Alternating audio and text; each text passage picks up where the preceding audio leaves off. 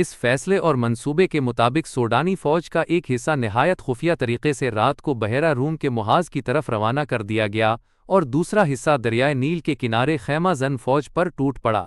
اس فوج نے سیلاب کی طرح ایک میل وسعت میں پھیلی ہوئی خیمہ گاہ پر ہلا بول دیا اور بہت ہی تیزی سے اس علاقے میں پھیل گئی۔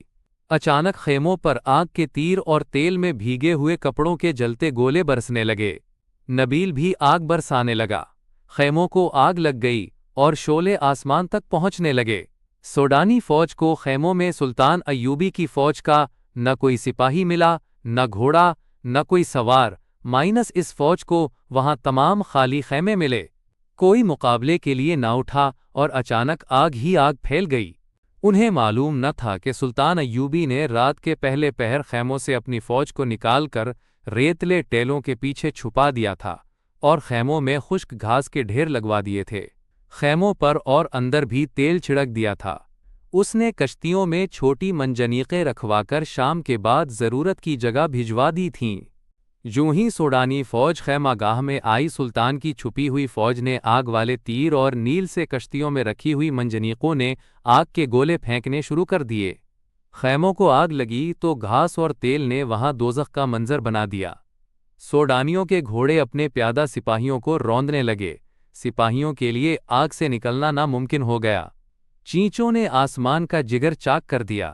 اس قدر آگ نے رات کو دن بنا دیا۔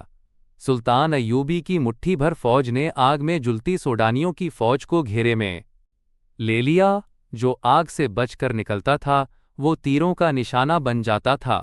جو فوج بچ گئی وہ بھاگ نکلی۔ ادھر سوڈانیوں کی جو فوج محاذ کی طرف سلطان کی فوج پر حملہ کرنے جا رہی تھی، اس کا بھی صلاح الدین ایوبی نے انتظام کر رکھا تھا۔ چند ایک دستے گھات لگائے بیٹھے تھے۔ ان دستوں نے اس فوج کے پچھلے حصے پر حملہ کر کے ساری فوج میں بھگدڑ مچا دی۔ یہ دستے ایک حملے میں جو نقصان کر سکتے تھے کر کے اندھیرے میں غائب ہو گئے۔